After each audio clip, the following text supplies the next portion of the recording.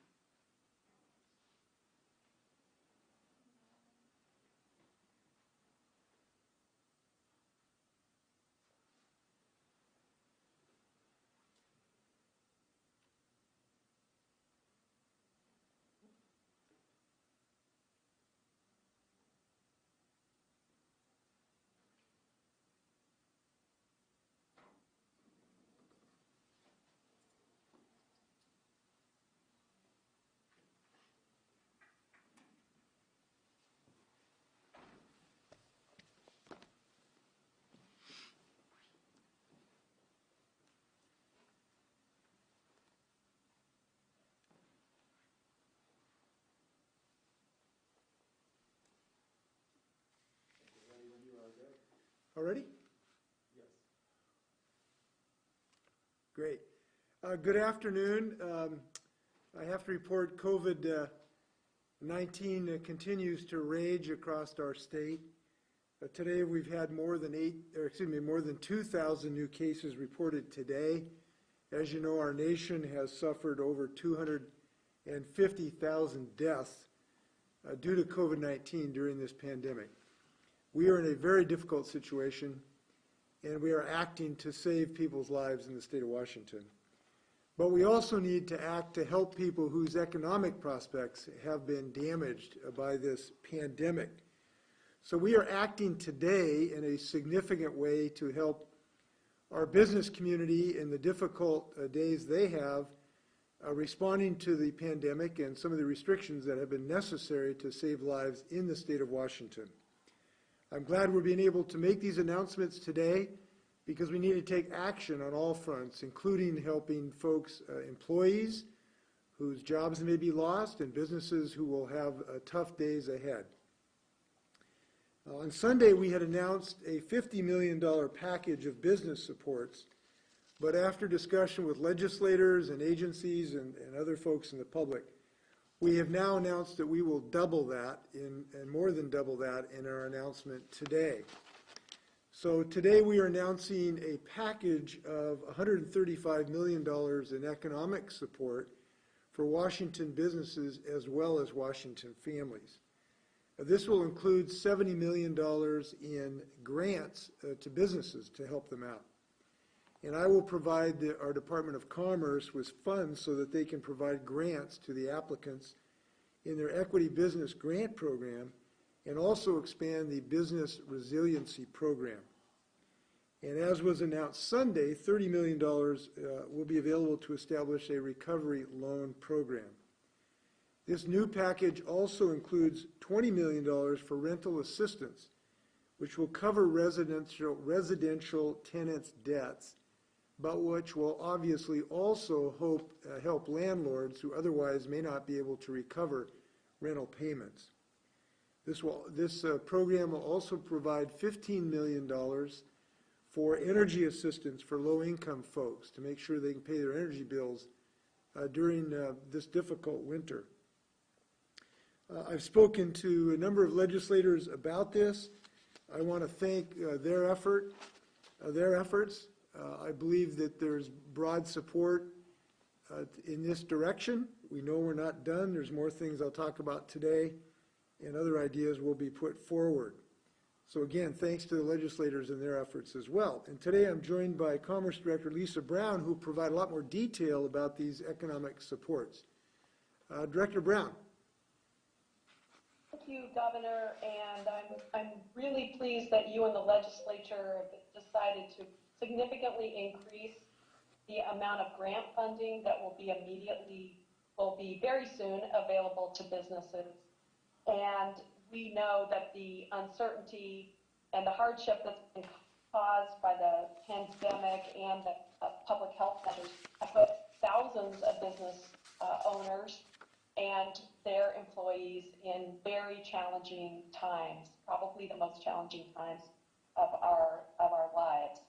I have some slides here from our economic recovery dashboard, and as you will see with the first one, we took a very deep dive, as did the rest of the country and frankly the globe, early in the spring, and we have been moving back from that very low point ever since. And our economic recovery dashboard is designed to look at how employment and business income and our trade activity and other key economic measures are faring as we move forward, hopefully rounding the corner with the virus and into recovery. You can see how we compare to other states here.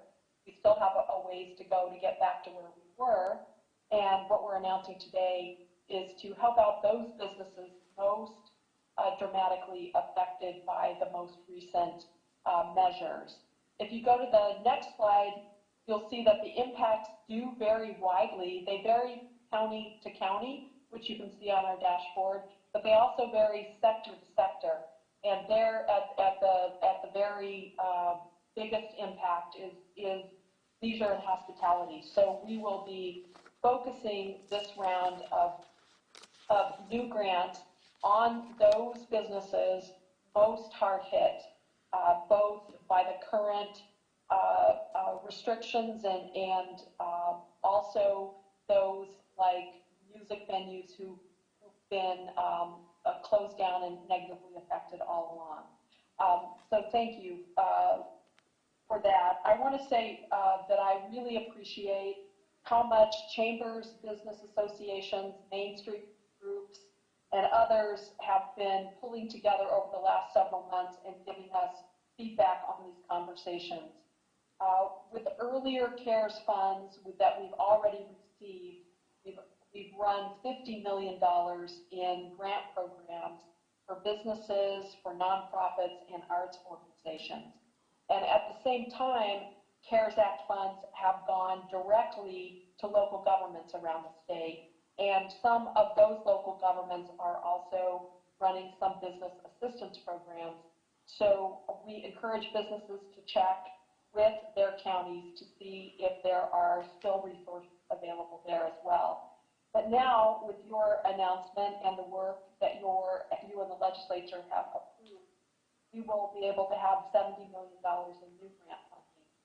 $50 million will be focused, as we said, on the business and sectors hardest hit. And we are going to work as quickly as possible to get a portal open for applications to come in for those grants. And we'll be posting that information on the Commerce website within the next week, as soon as we can get it done. The rest provides funding for other businesses who have applied for our earlier business grant rounds who have not been funded yet, and for our Business Resiliency Network. As you mentioned, we're also setting up a recovery loan fund, $30 million. This $30 million will be leveraged with private capital, and it's based on the experiences of other states.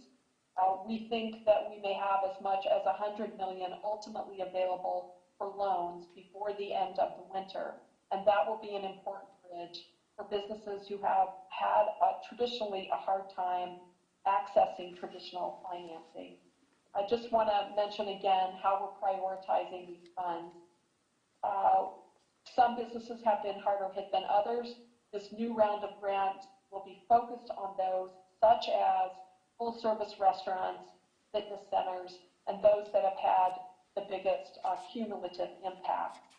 And second, equity is always a top priority, and we're committed to making sure that we help businesses in rural communities, in the hardest hit industries, and those entrepreneurs and small businesses who historically have faced disadvantages and less access to resources.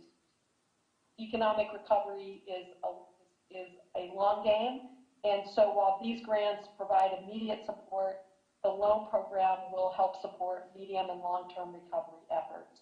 And I just, again, want to thank you, Governor and legislative leaders, for understanding that we can get these dollars out the door as soon as possible. They will recirculate.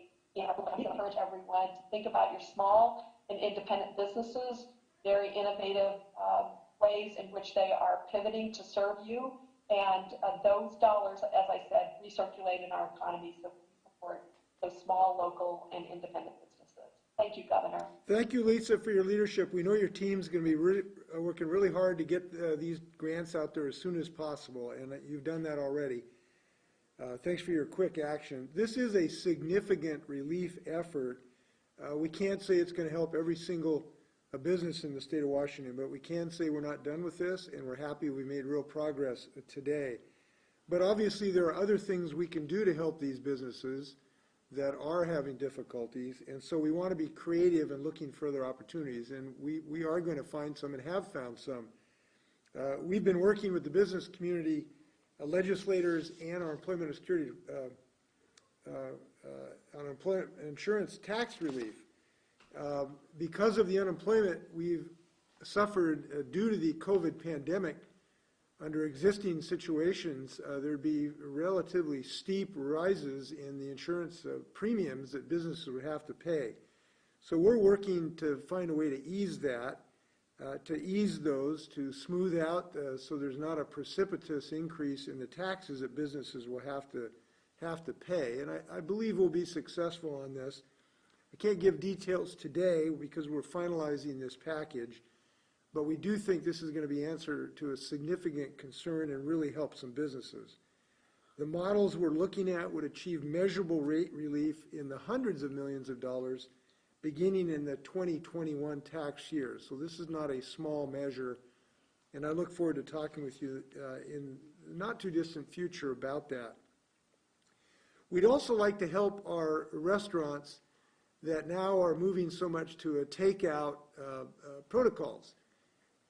And we have seen tremendous creativity by our restaurants to provide nourishment and fun through the takeout mechanism. And we really want to help them do that. So one of the ways we've focused on is a way to reduce the cost they have when food is being delivered by delivery services. So I have used my statutory authority that I have to issue a proclamation that limits the fees that delivery services can pay to these hard-pressed restaurants. These services have made it possible for more Washingtonians to continue supporting local restaurants and enjoying their great food, and this is another way to help these local businesses. So we put a cap of 15% on delivery fees. It's very reasonable, and we think more restaurants will be able to cover their bottom lines as a result, and it's an 18% cap on all of the charges that you could make to a restaurant. So this is just another way to help the restaurant industry, and I think an important one given the rapid increase in the use of takeout services. I just want to strongly encourage everyone to help their local restaurants right now. Look, all of us share one thing in common. We have to eat and we like to eat. It's a really good way right now to help these restaurants by doing takeout business. And that can be done very, very safely if we dine with just our households. I just want to reiterate, we'd hate to have really good food from a good restaurant, have a takeout experience, and then have, 4 or 6 people around a table in someone's home infecting each other. That's not what we need. So let's help our restaurants, let's use takeout, and let's keep it in our households so we don't have more transmissions of this potentially fatal virus. This proclamation I made also prohibits delivery companies from shifting the difference in the costs onto their workers. Yesterday I sent a letter to our congressional leadership and the Trump administration urging them to immediately resume negotiations on a coronavirus relief package. The necessary measures that states are taking to mitigate this pandemic have created known hardship for businesses and families.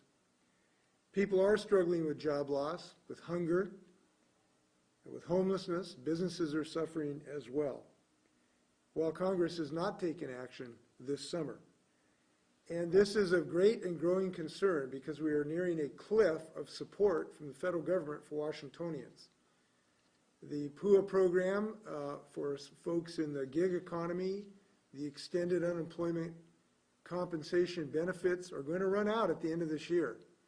And we desperately need the Congress to reauthorize those programs, among many other things we need, including help the state and local governments. So the pandemic is accelerating. The federal assistance is going away.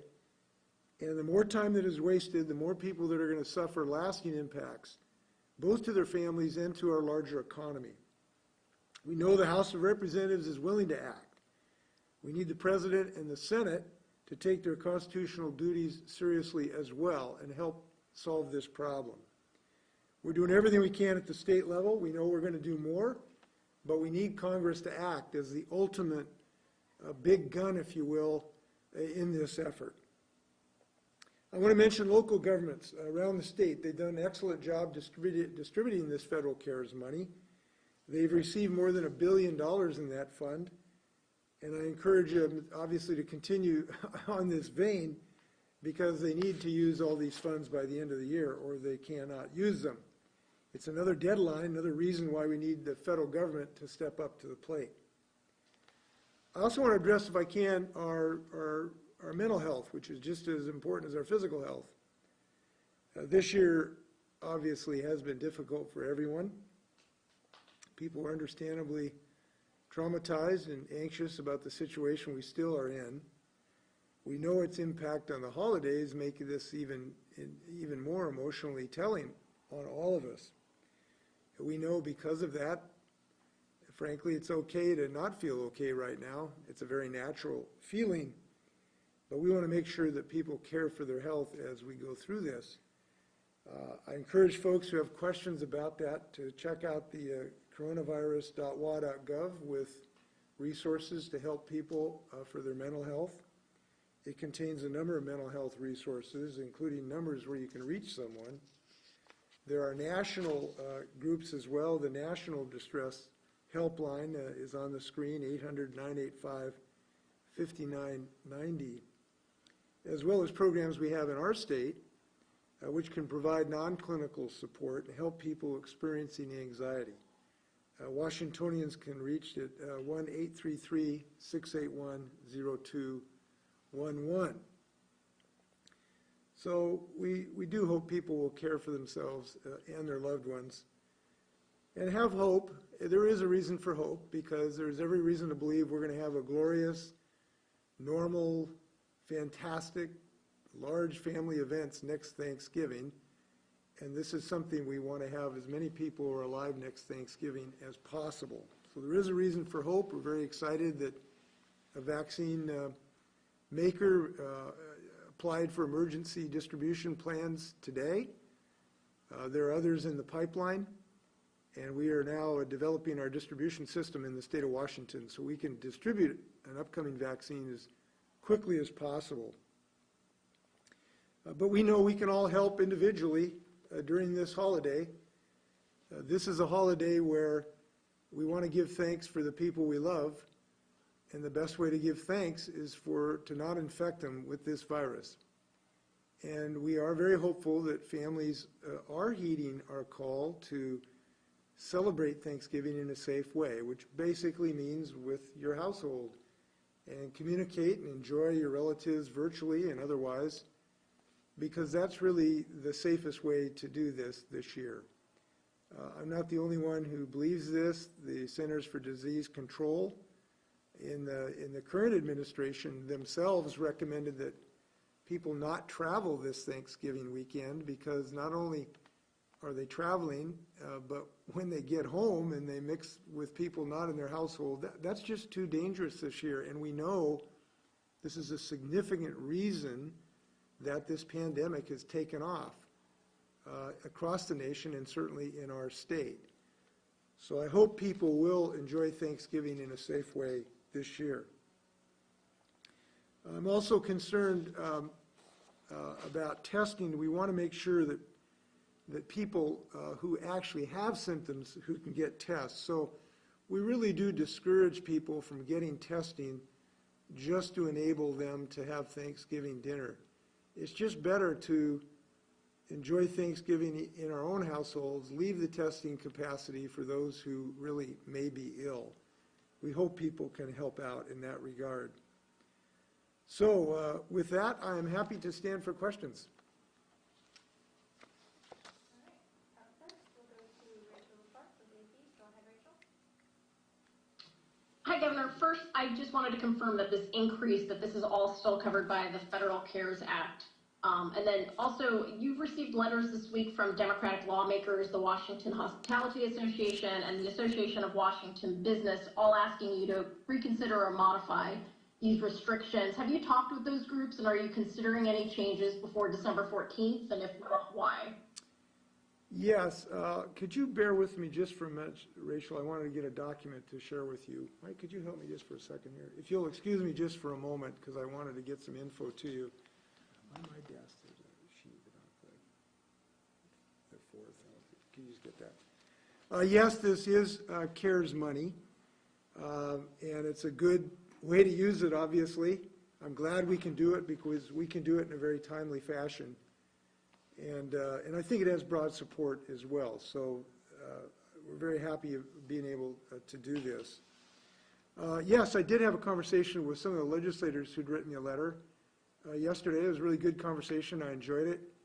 People expressed their concern about folks in the restaurant business particularly, and I'm acutely aware of that. I share that view. I think all of us should understand how tough this is for restaurateurs right now. And we talked about that. And I basically shared with them the scientific data upon which we made this decision. And I guess there's 4 points that I can tell you that I shared with them. Number one, there's just a scientific certainty that the way this virus is transmitted is by people talking closely for prolonged periods inside without wearing masks. And this is restaurants. And no matter how good of a job a restaurateur can do, they can't eat with a mask on.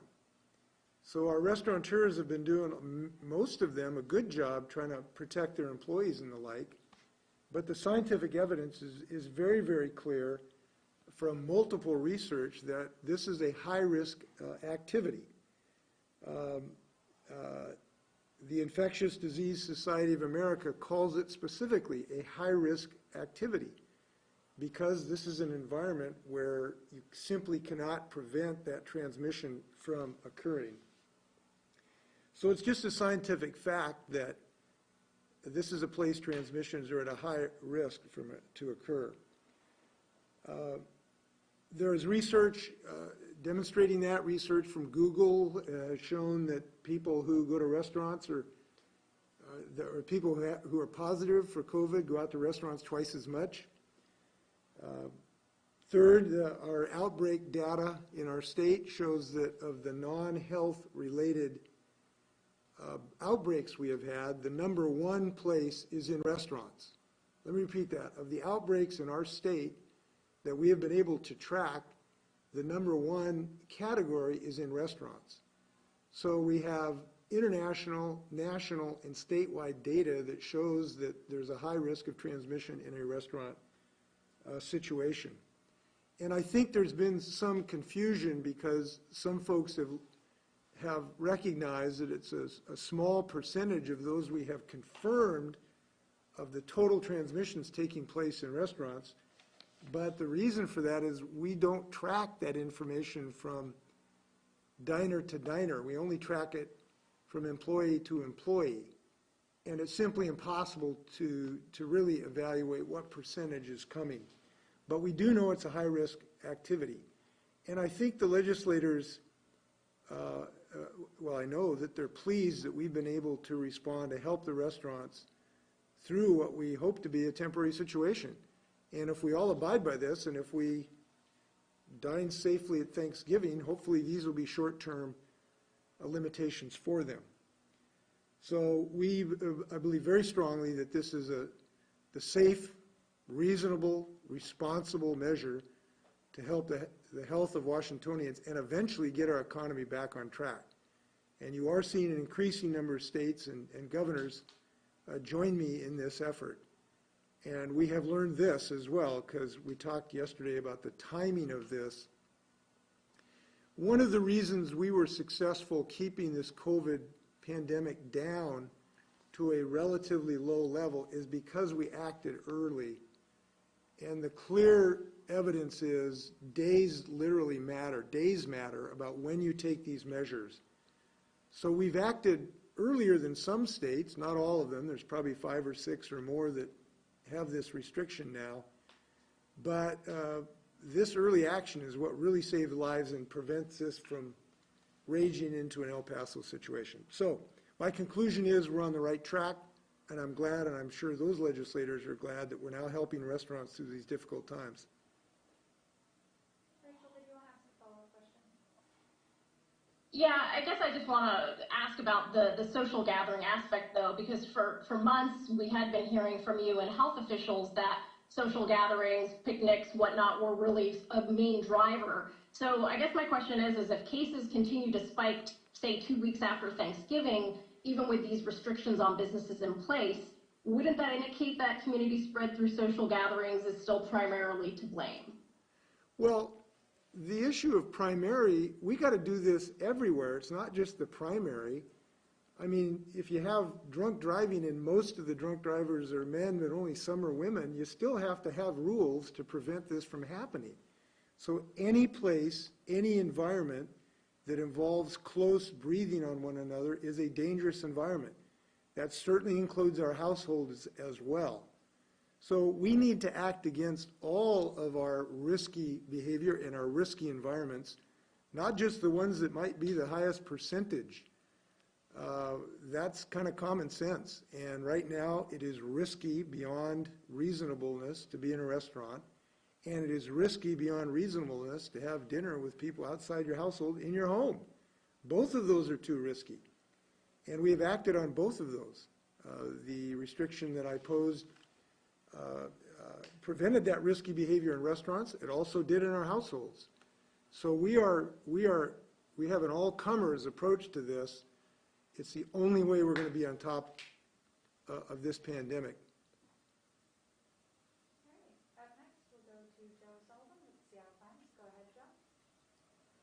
Governor, you got a letter yesterday from the business group Challenge Seattle that urged sort of doubling down of the state's approach to navigate us better through this time here. And some of their points include, doing whatever possible to get K-5 schools, K-5 students back in class at the beginning of January, to expand contact tracing by a large amount and testing to better prepare people and keep them safe, as well as to better prepare and focus on a vaccine that's coming and provide more public data on hotspots, positivity rates in hotspots to help people respond.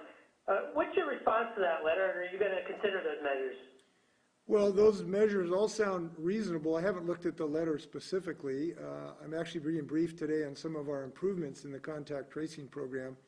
We have some new ways that we think we can make it more efficient so we can reach more people more quickly. There is added contact tracing coming on capacity as well in King County and other places. You mentioned the schools. We have made recommendations to schools, including providing them information about the ability to safely open schools, which has happened in Washington State, and we've had that discussion with local school districts and other that has provided them that information that shows that you, in many cases, can open schools as long as certain hygiene measures are met. The vaccine distribution system, we still need some help from the federal government to clarify. We also have to know which vaccine will be distributed because, as you know, they're distributed in different ways. But as I said 2 days ago, we do believe that we have the capability to have a good, efficient, timely distribution system that will be available. And one of the reasons is one of the long poles in the tent, which is the refrigeration capacity. Our Department of Health has looked at this and believes that we will have adequate refrigeration capacity for the Pfizer product. There are still logistical issues to figure out the data handling issue to manage that data, and the department is working on that as well. So what I would say is all of those things to some degree sound reasonable, and all of them are things that we're moving in that direction. The most difficult thing is the schools issue, and we have deferred to local decision making on this. And I just encourage everyone to take a look at the data on this to make decisions as we move forward. Did I miss one of those things that were in their letter, Joe? I think there was 4 things. I mentioned only 3, I think. I think also public data, so the public can get a better sense of how these decisions are being made, especially with data and hotspots, such as test positivity rates that are a little more localized, hospitalization trends. Well, I think we try to be as transparent as humanly possible. I try to think of any data we have in the Department of Health almost that's not on our website. I mean, I guess I will ask them what they're referring to because I'm not sure what it is. We have the most comprehensive data I could imagine on. We have county by county breakdowns. We provide information even inside counties. We know that there is a disparity in King County of, we're getting to 14, 15, maybe 20% positivity in South King County. It's going up in North King County, but not as much. We have provided that information. I'll have to ask them what they're referring to. Lisa, is there anything you wanted to add to that on data? I don't know if Kathy's on the line. Kathy, are you on the I guess I would say probably John could talk about the public health data.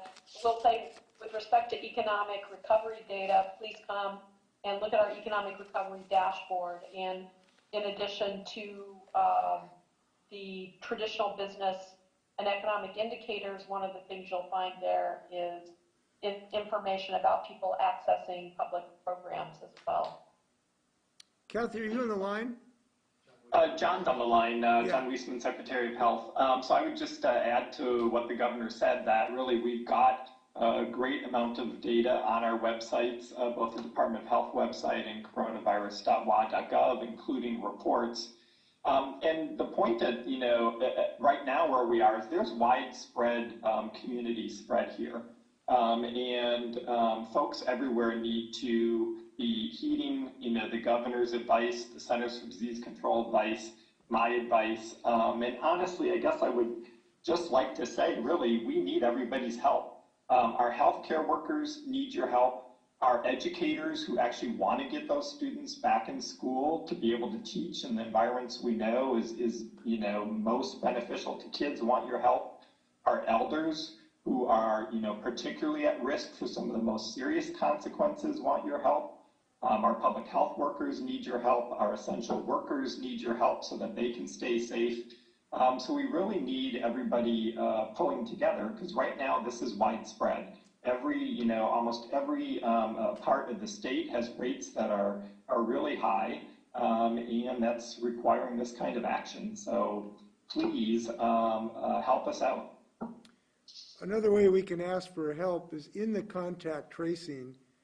We still have people that don't answer the phone, and it's really hard to do contact tracing if people will not respond. Yeah, we need to ask people to help out. We also need to ask people to do their own contact tracing. And that means that if you have a test, if you have any real concern, if you've got symptoms, you certainly have the right to call the friends you've been with in the last week and encourage them to get tested and to quarantine. We all have the ability to do that. And to some degree, we depend on citizens to help us in this regard by first answering the phone and themselves taking this on. Am I the only one not hearing the governor?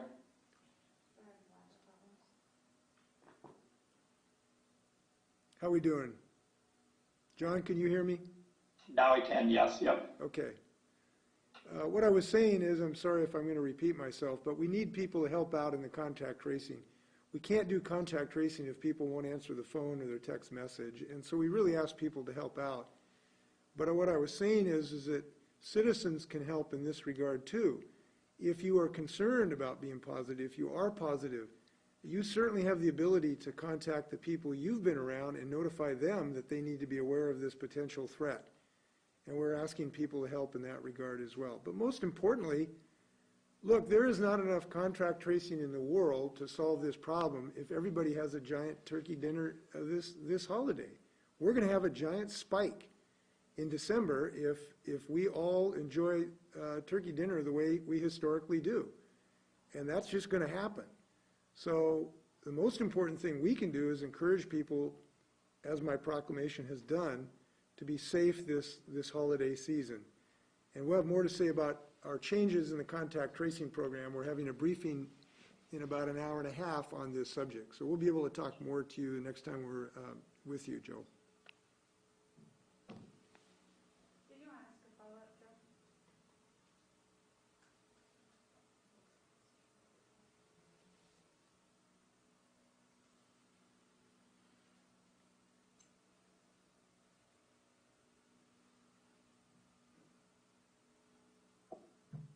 I don't know if we're waiting for Joe or to the extent anyone can hear me, we're having some difficulties here.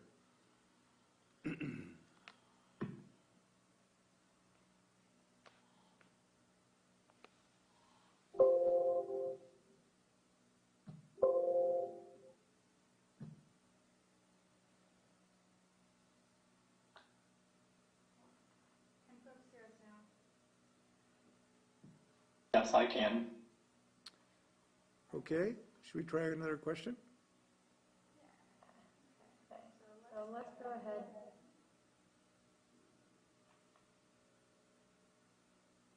And go to Joe for your follow-up.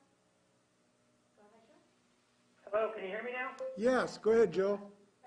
I wanted to ask about your, on Sunday, you urged people, if they're going to attend a Thanksgiving dinner, to quarantine and get a COVID test if possible. But in Seattle, they're reporting strained lines at the testing sites because of all the people trying to get tests. Are you still sticking with your message? Or do you have concerns that that's going to max out testing for people that they have symptoms? Yes, we do have those concerns, and that's why I'm encouraging people, look, don't get a test because you want to go to Thanksgiving dinner.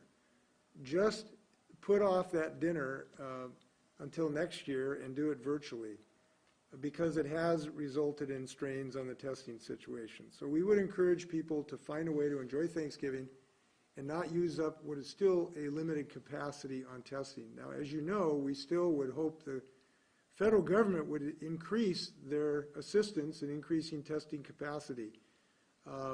We could still use more help. We are getting some more antigen tests, but they are still limited to some degree as well. So yes, I am concerned, and people can help out this year by being safe and alive next year.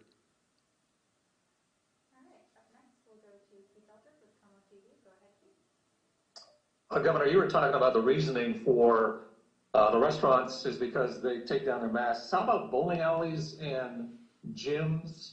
They don't necessarily have to take down a mask to throw a bowling ball down the alley. Why are you continuing to keep them closed? Well, look, we have to reduce anything that has risk. And these things have risk. It is risky when people breathe hard in interior spaces. And that's what people do in gyms, to some degree bowling. And in bowling, they sit around close to each other in the little U-shaped thing and compare their score. And now, even if you're wearing masks, you're sitting there closely for some period of time. So there is risk involved in these situations. Gyms specifically have been called out as a high-risk environment I believe by the Infectious Disease Society of America. So that's the reason for this. Now, I want to note that our restriction is much less than it was in March, too. In March, we had many, many more industries that were subject to our restriction, but somewhere you draw the line. We believe that we have prevented the highest risk environment, not all of the environments, because we wanted to keep our economy going. So we chose the things that have been identified as the highest risk environment, and there is risk even if you do wear a mask, particularly when you're breathing hard, particularly when you're physically close to people, and you really don't socially distance. And I can just tell you, there's just not a lot of social distance at the end of a bowling alley. So that's the logic. If I may, just let me add something too, because it's important to share this with people. Look, these are tough decisions. I know they're subject to criticism, and I understand that. We have to understand that the house is on fire right now. We can't afford to just do a little bit and then 6 months from now, look how it's going. This state is on fire with the virus right now. It is raging. The acceleration curve is like 100% every 10 days. And when you are facing that type of fire, you have to take some actions, and you do the best we can to calibrate them to get the highest risk environments. That's what we have done. I am hopeful that we have put the calibration enough to at least flatten this curve. There's not absolute science that we are at that. And so what I'm saying is that given the extraordinary raging of this virus, we did not have the luxury of cutting this with a scalpel and taking months to decide where the right point was. We needed to act, and I believe this is a reasonable approach. Yeah, Governor, any thought of following California's lead, Gavin Newsom, and putting in a curfew, 10 o'clock in California right now? We have not had any serious discussion about that. Obviously, you know, I can't eliminate anything, but we have not had any serious consideration of that. All right, up next, we'll go to Laurel Demkiewicz with the Selection Review. Go ahead, Laurel. Hi, this question is for the governor or Secretary Weisman. I'm wondering if you could talk a little bit more about the guidelines for social gatherings and the importance of both quarantining and testing beforehand, because there does seem to be a misconception that you can simply get a negative test and you'll be fine to go gather or go to Thanksgiving. So can you talk a little bit more about the importance of both of those?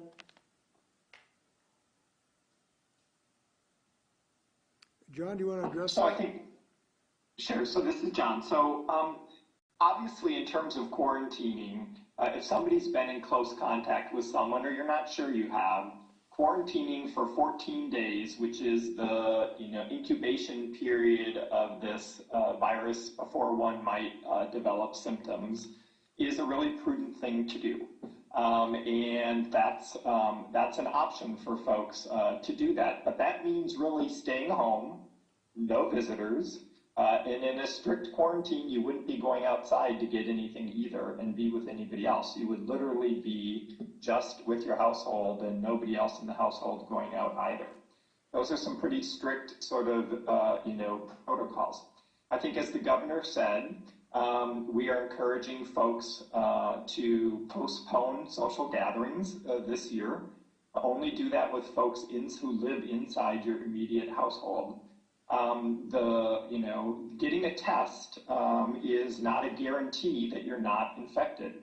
One can test for this and have been infected, and again, if you are within that 14-day window period, it's possible for your test to come out as being negative when you might be infected. Or, for that matter, you may get a test on Monday, get the results on Wednesday, but have become infected from someone else if you haven't been, totally isolated away from others in that meantime.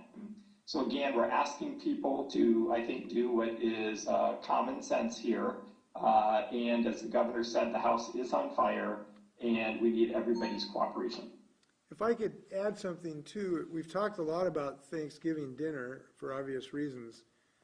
But I think it's really important to realize that just can't be the limitation of our changes here. A couple days ago, I said Russell Wilson would be back. I was right. He was 23 for 28 last night, and I was always confident of that. But I'm also confident that Washingtonians will celebrate by not infecting each other, watching the game, sitting on the couch, having a beverage.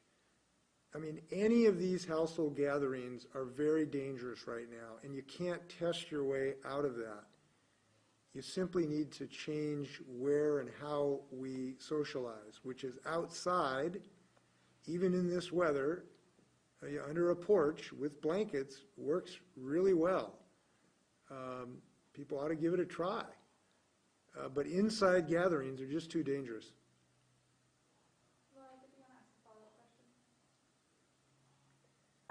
Yeah, so multiple counties in the state have stopped contact tracing altogether due to a lack of resources.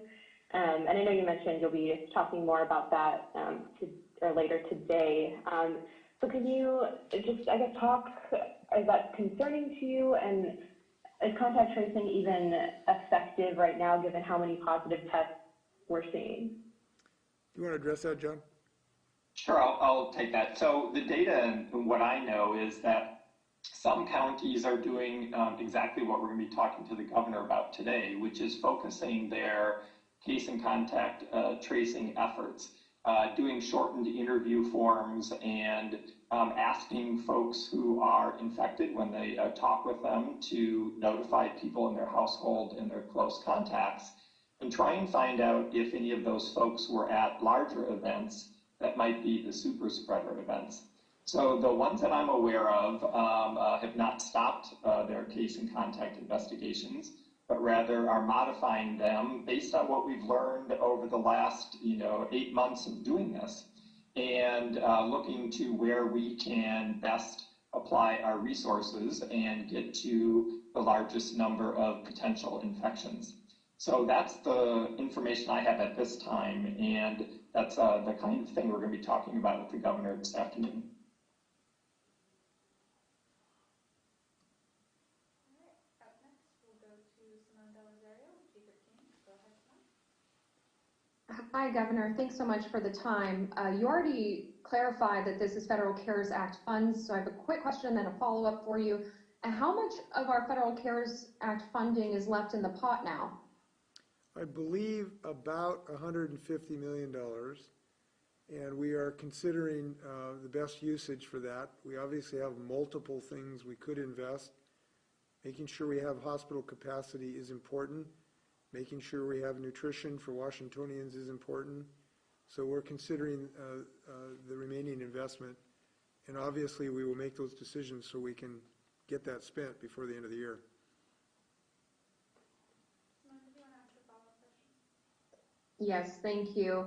I wanted to ask you about the restrictions and how equitable they really are in terms of spread. Dr. Lopi had shown us some data earlier this week that in a 15-person Thanksgiving dinner, there's an 18% chance that someone in that room would be infected with COVID and could spread it. But a church with up to 200 people, which is still within the limits allowed right now, there's an 80% chance that someone has COVID-19 in that room. So where do you draw the distinction? Because it doesn't seem like all of the risks are equal in what people can and can't do. Yeah, that's an important question, and I wish there was a way to save thousands of lives and have everything perfectly equitable, but Einstein and Tesla and the Joint Chiefs of Staff could not come up with something that is totally equitable in this. But in regard to that specific question, one of the problems in households are people are eating, and when they're eating, they simply cannot eat with a mask on. We do have a requirement in religious observances that people wear masks, and that is a substantial reduction of the transmission risk. There is also the issue of constitutional rights of freedom of religion that we respect, and we have had quite good compliance from the faith community to comply with those restrictions. They're much more difficult to enforce in a household situation. So that was our rationale, and I hope that it is successful. All right, up next we'll go to Meg Long with the Yakima Herald Republic. Go ahead, Meg. Hi, Governor. Thanks for your time. It's really clear that a lot of, well, I don't know how many businesses, but a couple businesses, I guess, in the valley in our region have been pretty public that they're probably going to defy the restrictions. And we've also heard that the YPD is telling people not to call them if businesses are open. So is there going to be any adjustments as far as enforcement? What are the names of those businesses? Well, I mean, I'm not looking to rat anyone out, but I'm just saying that there are businesses that are, that have set on social media or, whisper networks, so. Well, we will have enforcement activity. We do need businesses to comply. I do want to thank the vast majority of business leaders who have complied through these difficult days, and it has been the vast majority.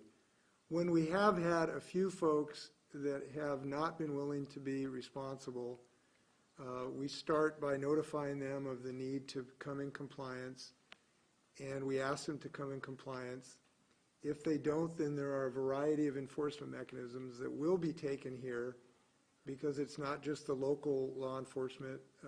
There are licenses, business licenses, there are liquor licenses, there are injunctive relief if necessary, there are some fines that are appropriate. So there will be enforcement action if people are resistant to this obligation. We hope it's minimal. It has been minimal, again, because there's such broad acceptance of the need to save lives here. And most of the business people I talk to understand, look, if we're going to have a healthy economy, we can't have a raging pandemic. And we got to get through this so we can open up fully all of our businesses and get this behind us. And the thing is, we're close to this, relatively. we've got a vaccine on the way. I'm quite confident it's going to work. And so we just have to get through the next several months so we can restore all of our economy. And when I talk to business leaders, they get that. That's why we've had such high compliance of business leadership in this state.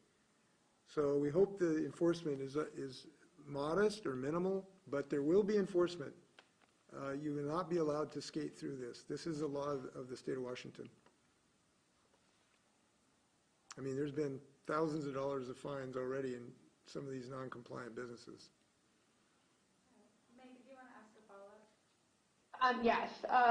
I know a concern of some businesses is that, they say, hey, yeah, I know it's only 4 weeks, but hey, it might be longer. Do you have a sense of the potential that this could be extended? Well, I obviously know that the more of us who are responsible in the next few weeks, the less likelihood that there would have to be some further restrictions. And I hope people will keep that in mind. We care about these business folks and their employees, by the way. It's not just the business owners. For every business owner, there's 20 or 200 employees that going to be out of work for a certain period of time. So the best way to care for them is to get through this and not allow this pandemic to continue. And I hope people are thinking about small businesses, as I have been, in multiple ways, one of which is to produce $135 million of assistance. The other is to encourage people to use takeout. And the other is to encourage people not to transmit this virus. That's the best thing we can do. All right, up next we'll go to Hannah Scott with Cairo Radio. Go ahead,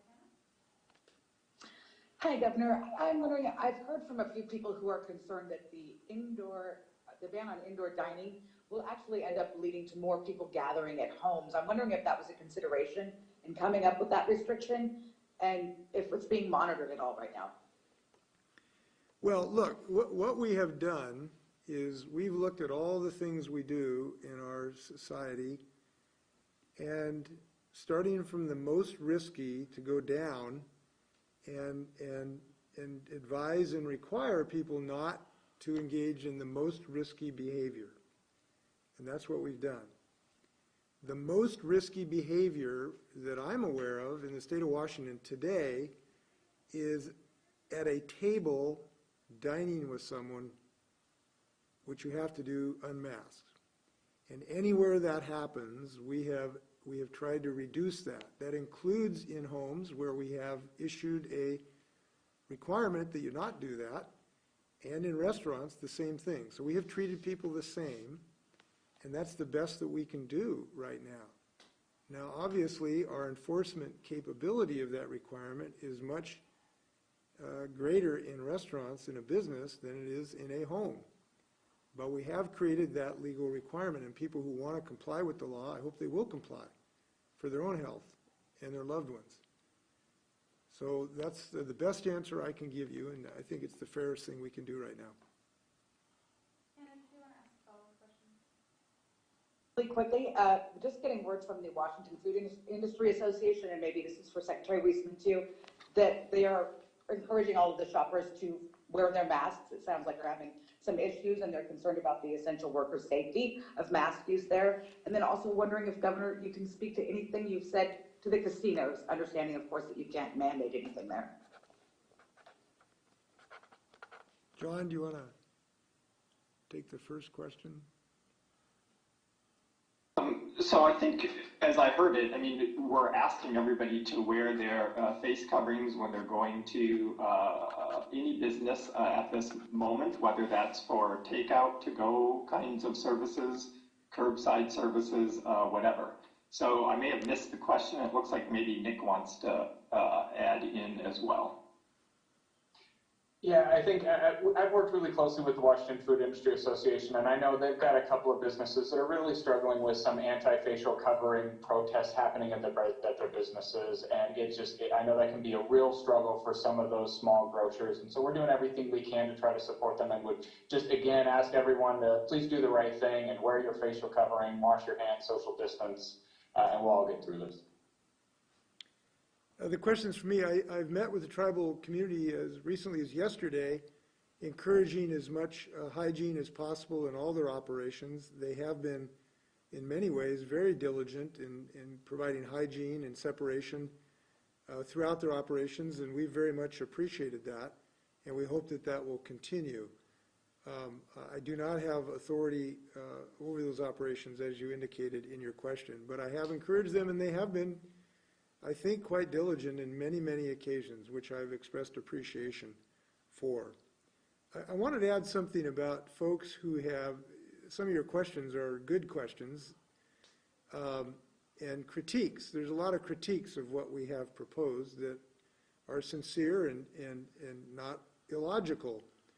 But I do want to point out that that inaction is simply not an option here. And when I have talked to some folks who have critiques about this, I've asked them what they would propose to do to keep this pandemic from swallowing us whole.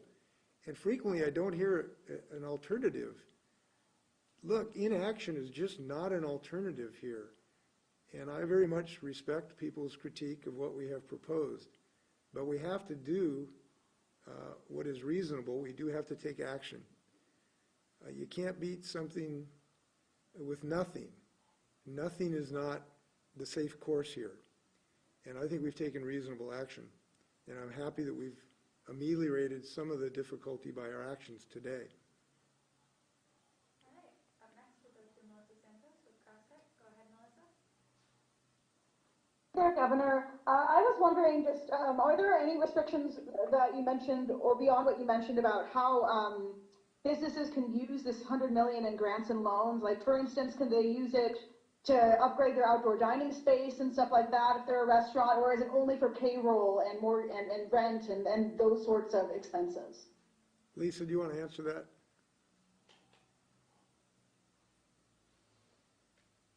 Lisa there? Thank you for that question. This funding is very open-ended. We know that they have expenses that are COVID related, and we know they've got beyond payroll, they've got utilities and rent or mortgage payments, and so no, it is not restricted. Melissa, did you want to ask a follow-up question? I do. One thing I was wondering, Governor, there is some new guidance from the Department of Health regarding ventilation and things like that for making indoor spaces safer that came out just in the last month. But sort of ventilation requirements and such haven't really been a part of the mandates for restaurants, when they were in the phase 2 entire period and stuff like that. I'm curious whether, if you had maybe talked more about ventilation as a public health concern and maybe using filtration and things like that, could we have prevented some of that indoor spread that has led us to where we are today? Well, we have given advice to increase ventilation, but I have to tell you, we don't have the capacity to do a flow meter in all the thousands of square feet in restaurants across the state of Washington. So we have tried to give advice to the businesses that improving ventilation, improving filtration is clearly of benefit, but we simply do not have capacity to have state employees going into every restaurant and using a flow meter to adjust their ventilation. That's just beyond our capacity. So I think we've done what we can. I think a lot of businesses have been creative in this regard, and I want to tell you, I appreciate a lot of the business innovation that's gone on in so many different ways, including this, and I think there has been improvement. I believe we've done everything we can. All right.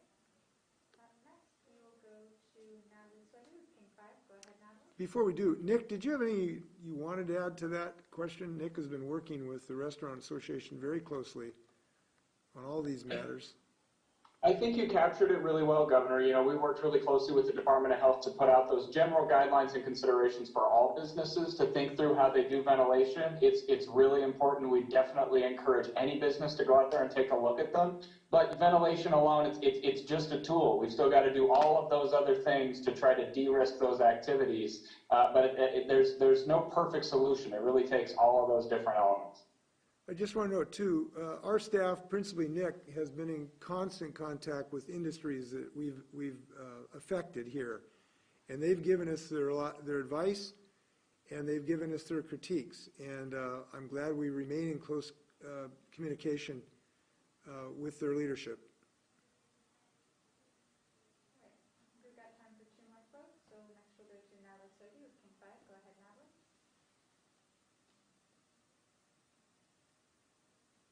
Natalie, are you there? Okay, we'll go ahead and go next on to Essex Porter with Cairo 7. Go ahead, Essex. Yes, I have a question for the governor and then a follow-up for Secretary Wiesman. Governor, I'm sure the rent assistance and the energy assistance will be welcome, but it won't be enough for many folks to get by if they have to stay home, even though they'd like to stay safe. In this next bit of money that you are able to direct from the CARES Act, is there any consideration to direct payments to individuals so that people can just stay home, feed their kids, pay the rent, and stay safe? Well, we do have direct payment to individuals, and if I have something to do about it, we will continue through our unemployment insurance situation. That is a direct cash payment to individuals if you are unemployed. And we do want also to solve this problem of the PUA account, which is a federal benefit program which is expiring at the end of the year. I believe we should find a way to replace that benefit if the federal government refuses or fails to act. Now, I can't guarantee that we can do that. Obviously, that'll take legislative assistance, so I can't guarantee it. But I do believe that we should replace that cash assistance program. Now, I've noted we've also provided, in some sense, in our rental or moratorium on eviction for non-pay of a rent, and I'm glad we've done the cash assistance for the energy as well. So we do have, and I want to work to continue these cash assistance programs to people. Essex, do you have a follow-up? Yes, my follow-up is for Secretary Wiesman. Mr. Secretary, Dr. Jeff Duchin is saying that King County isn't getting the resources that he needs to plan for distributing the vaccine. What is the state doing to get King County and all the other counties the resources they need? Right, well, thanks for that question. I think this goes back to a larger issue about some of the requests we have into the federal government for assisting with vaccine distribution. We're very appreciative that they are purchasing the vaccine for every person who wants it and are paying for the administration fees of that and certainly distributing it. But the bottom line is that we do need dollars as well to actually help local health and other entities with just getting the vaccine into people's arms. We do have some initial resources for that, so we are confident that in the very beginning of this, we will be able to respond. But this is going to need to be a long haul and something that we need resources for throughout a extended duration.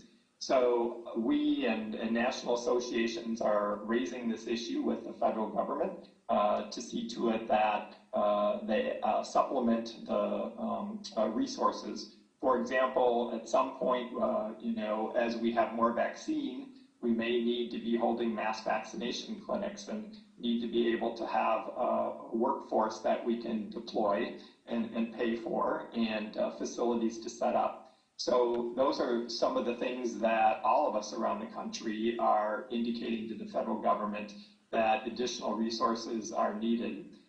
And that said, at the very moment, we are using the resources we have to develop our information systems, to enroll providers into the vaccine program, and to make sure that we are ready to go when the first doses arrive.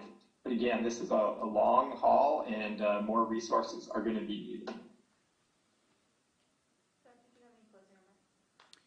Yeah, just a couple comments listening to the questions, good questions today. a couple things I hope we keep sight of. One of, we ought to be filled with confidence and hope right now, even as dire this situation. We do have a pandemic that's burning across the state of Washington, but we know that how to beat this virus. This is in our hands. We control our own destiny. We decide whether or not this virus is going to kill a lot more people in our state. We make that decision. The virus doesn't make that decision. We make that decision. And when we made this decision in March, as difficult as it was, we beat this virus into the ground. It has come back with a vengeance. But we know we can beat it down again if we turn our mutual fates to be vigilant and resolute and dedicated to not allow people to die unnecessarily in the state of Washington. And so we ought to be filled not just with thanks this Thanksgiving, but thanks that we have control over this virus. It cannot move an inch unless we carry it. So when I approach this problem, it is with distress that I won't be able to have the typical large Inslee gathering that we have, but with confidence that by not doing that, we're going to save people's lives. And I tell you, that's something we're celebrating, and it's something to be worth to be thankful for. And I'm going to be thankful that my family this year has the ability to potentially save someone's life. And that's something that's really a blessing in my book. The second thing I would say is I ask people while we are considering these things, we've talked now for over an hour about the ramifications on some of our business folks. And those ramifications are very distressing to me when a restaurant owner, might be on the edge of survival and have these difficult decisions. Listen, that is something I carry. It's a weight that I carry, rightfully so. But don't forget what's on the other side of this occasion. Just a couple hours ago, I just saw a little squib about a 15-year-old that beat cancer and then lost her life to COVID. To the nurse who, for months now, has had the job of holding someone's hand when they were alone and couldn't talk to their relatives and their family in the last dying days. To all of these people who are having this profound suffering, let us not lose recognition of what we're up against here and the fruits of our labor. There are great fruits, and that's preventing people from dying these horrific deaths. Don't forget that. This is a noble pursuit that we are in. We've come a long ways. The goal line is in sight, and we ought to get there with as many team members as we can. Thank you.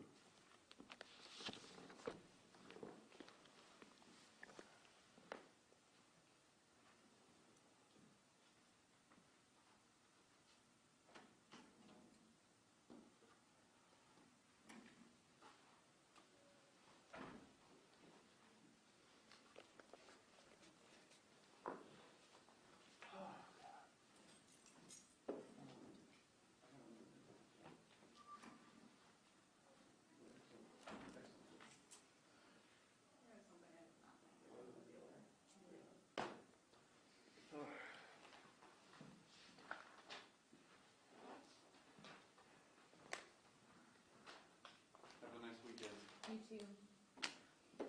Los Angeles. So, over there.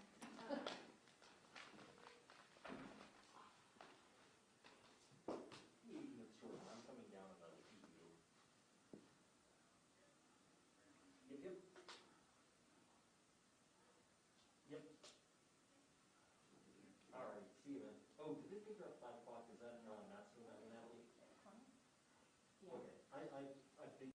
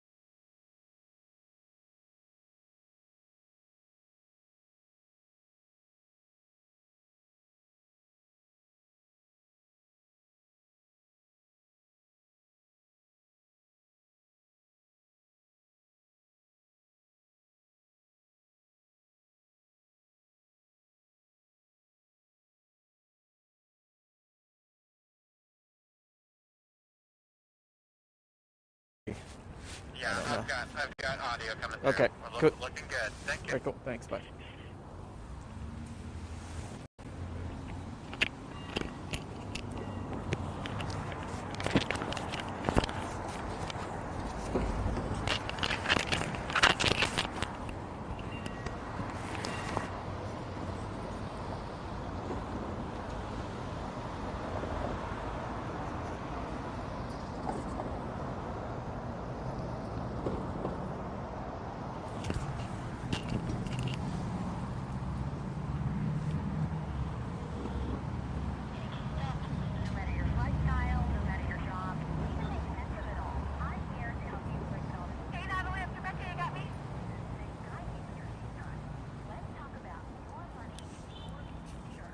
She's not quite here yet. Okay, no problem. Before we go, there's something I need to talk about. It's very controversial, so I'll say it. On this show, every day Ellen refers to as the hardest thing we face on culture.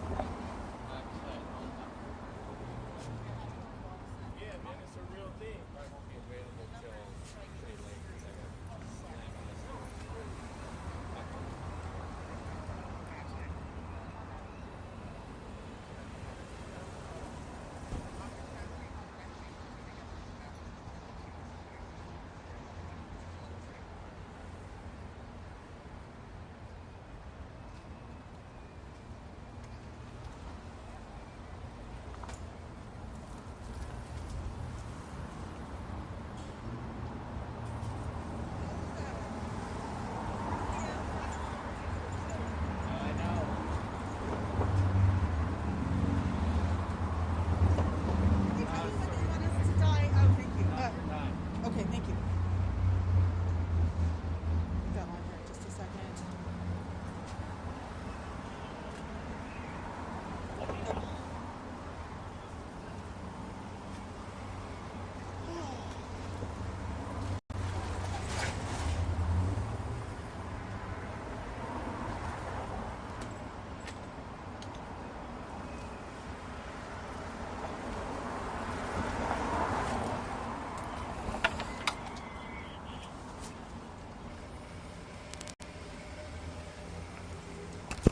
Okay, so the bite for, I don't know who it to you, but it's this bite from Inslee that we use for 5. So they have that ready to go. I can ask around. 3 out, great. Let me ask Mason right now to send it to you.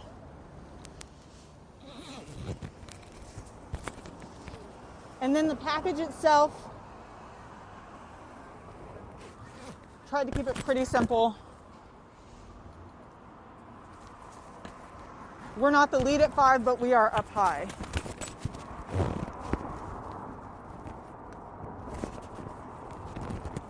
Where did I put the mic? Do you see the mic? Is it on me? Oh my God.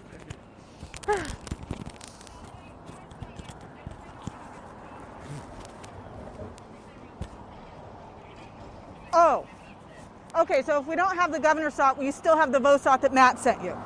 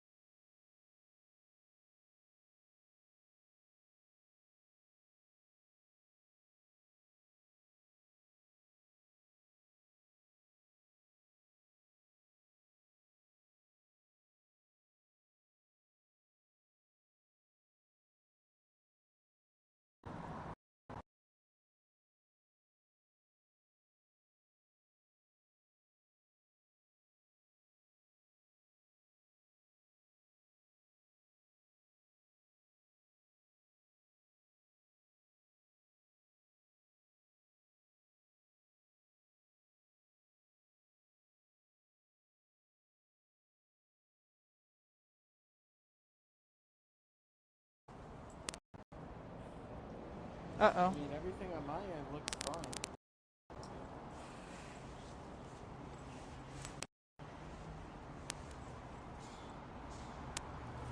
Can you guys see us?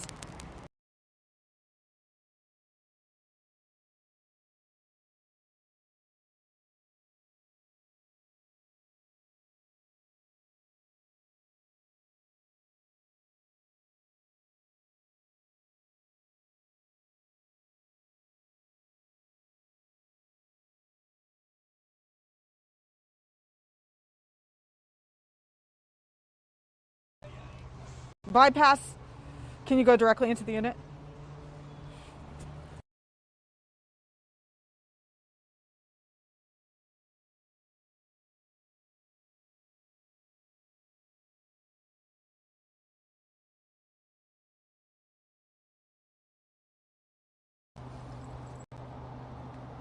Wait.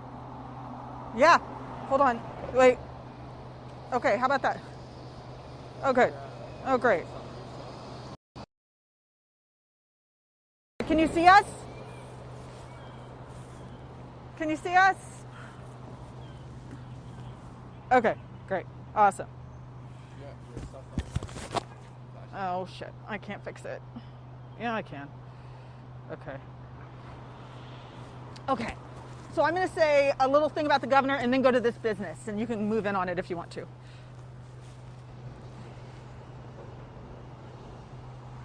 The governor says the state is using coronavirus release funds to provide the assistance. Inslee also wrote a letter.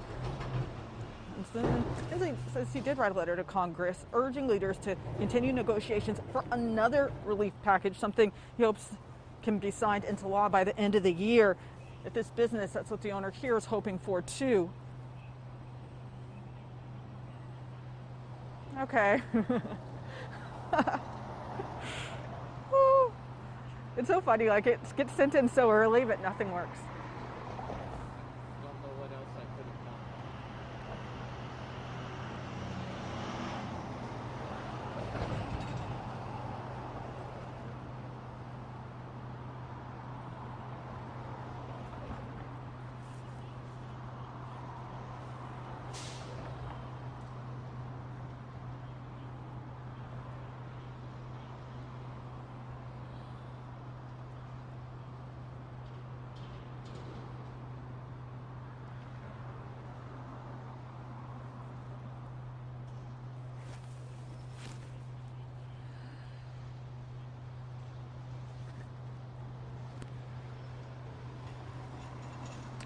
Yeah, the governor is saying today that assistance is coming from coronavirus relief funds. And he also said that he wrote a letter to Congress urging leaders to pass another relief package, something he hopes can be signed into law by the end of the year. Now, we're here at this business, and that's something the owner here is hoping for too.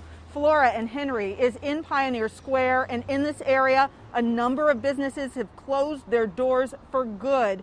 At this store, they've had to reduce employees' hours. They've seen a significant decrease in sales. And owner Jane Dreen hopes Congress passes that stimulus package soon because she does not know what to expect this holiday season. Today, the city of Seattle did launch a Shop Your Block app that helps people connect with local retailers and find out about store hours and services. Now, that's something out here at this business they're very excited about. And we're going to hear more from the owner of this business coming up in our next hour. Also, we're going to talk about what the governor had to say, why he says scientific evidence is backing up the reasons why places like this need to be operating at 25% capacity and restaurants can't have indoor dining. More of that coming up tonight at 5 o'clock. But for now, live in Seattle, Natalie Swaby, King 5 News.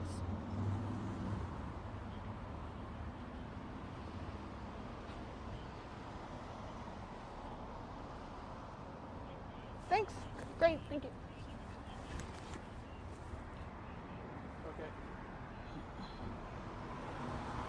Okay. Okay, I know you need to edit. What can I help? Maybe help me carry that mic. Yep. So I don't understand what, I mean, I told them, I did it in Slack. I said, cut the other half of